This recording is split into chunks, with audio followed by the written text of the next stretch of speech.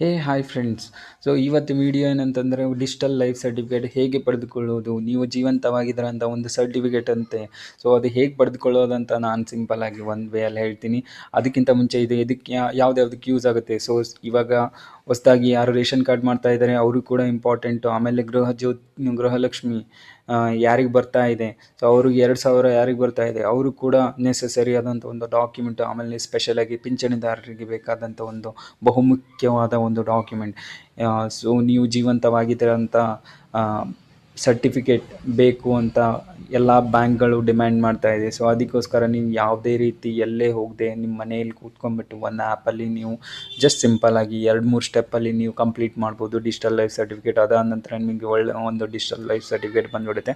So ಅದನ್ನು ತಗೊಂಡ್ಬಿಟ್ಟು ನಿಮ್ಮ ಪಿಂಚಣಿ ಎಲ್ಲಿ ಬರುತ್ತೆ, ಸೊ ಆ ಬ್ಯಾಂಕ್ ಅಕೌಂಟ್ನ ಹೋಗ್ಬಿಟ್ಟು ವೆರಿಫೈ ಮಾಡಿದ್ರೆ ಮುಗಿದು ನಿಮಗೆ ಕಂಟಿನ್ಯೂಸ್ ಆಗಿ ಬರುತ್ತೆ.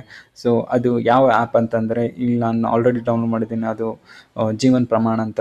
ಸೊ ಅದರಲ್ಲಿ ಹೋಗ್ಬಿಟ್ಟು ನೀವು ಸಿಂಪಲ್ಲಾಗಿ ಒಂದು ಆ್ಯಪ್ನ ಡೌನ್ಲೋಡ್ ಮಾಡ್ಕೊಂಡ್ಬಿಟ್ಟು ಇದರಲ್ಲಿ ನಿಮ್ಮ ಕೆಲವೊಂದು ಡೀಟೇಲ್ಸ್ ಬರುತ್ತೆ, ಆಧಾರ್ ಡೀಟೇಲ್ಸ್, ಆಮೇಲೆ ಎಂಟರ್ ಮೊಬೈಲ್ ನಂಬರ್, ಆಮೇಲೆ ಇಮೇಲ್ ಅಡ್ರೆಸ್ಸು. ನಂತರ ಇದೆಲ್ಲ ವೆರಿಫೈ ಮಾಡಿದ್ರೆ ಸೊ ನಿಮ್ಮ ಫೇಸ್ ಆತ್ ಬೀಳುತ್ತೆ. ಫೇಸ್ ಆತ್ ಆದ ನಂತರ ನಿಮಗೆ ನೆಕ್ಸ್ಟ್ ಬರೋದೇನೆಂದರೆ ಒಂದು ಸಿಂಪಲ್ ಫಾರ್ಮ್ ಬರುತ್ತೆ. ಯಾವ ಟೈಪ್ ಆಫ್ ಪೆನ್ಷನ್ ಪಡಿತಾ ಇದ್ದಾರೆ, ಅದು ಸ್ಟೇಟ್ ಗೌರ್ಮೆಂಟಾ ಅವರು ನಮ್ಮ ಸೆಂಟ್ರಲ್ ಗೌರ್ಮೆಂಟಿಂದನಾ. ಸೊ ಅದೆಲ್ಲ ಡೀಟೇಲ್ಸ್ ಇನ್ಫಾರ್ಮೇಷನ್ ಎಂಟರ್ ಮಾಡಿಬಿಟ್ಟು ಬ್ಯಾಂಕ್ ಅಕೌಂಟ್ ನಂಬರ್ನ ಎಂಟರ್ ಮಾಡಿಬಿಟ್ಟು ಎಲ್ಲನೂ ಎಂಟರ್ ಮಾಡಿಬಿಟ್ಟು ನಂತರ ನಿಮಗೆ ಸಬ್ಮಿಟ್ ಮಾಡಿದ್ರೆ ಒಂದು ಸರ್ಟಿಫಿಕೇಟ್ ಬರುತ್ತೆ. ಅದೆಲ್ಲ ಡೀಟೇಲ್ಸ್ ಇರೋ ಒಂದು ಸರ್ಟಿಫಿಕೇಟ್. ಇದನ್ನು ಹೋಗ್ಬಿಟ್ಟು ಪಿಂಚಣಿದಾರರು ತಮ್ಮ ಪಿಂಚಣಿ ಬರೋ ಬ್ಯಾಂಕ್ಗೆ ಹೋಗ್ಬಿಟ್ಟು ವೆರಿಫೈ ಮಾಡಿದ್ರೆ ಸೊ ಎಲ್ಲಿಗೆ ನಿಮ್ಮ ಕೆಲಸ ಮುಗೀತು, ನಿಮಗೆ ಕಂಟಿನ್ಯೂಸ್ ಆಗಿ ಪಿಂಚಣಿ ಬರ್ತಾ ಇರುತ್ತೆ. ಸೊ ಇನ್ನು ಮುಂದೆ ನಿಮಗೆ ಇದರ ಬಗ್ಗೆ ಇನ್ನೂ ಭಾಳ ಇನ್ಫಾರ್ಮೇಷನ್ ಬೇಕು ಅಂದರೆ, ಇನ್ನೂ ಹೇಗೆ ಸ್ಟೆಪ್ ಬೈ ಸ್ಟೆಪ್ ಅಪ್ಲೈ ಮಾಡಬೇಕಂದ್ರೆ ನಮ್ಮ ಚಾನಲ್ನ ಸಬ್ಸ್ಕ್ರೈಬ್ ಮಾಡಿ. ಸೊ ಮುಂಬರುವ ವಿಡಿಯೋದಲ್ಲಿ ನಾನು ನಿಮಗೆ ಸಿಂಪಲ್ ಅದು ಬೇರೆ ರೀತಿಯಲ್ಲಿ ಹೇಳ್ಬಿಡ್ತೀನಿ.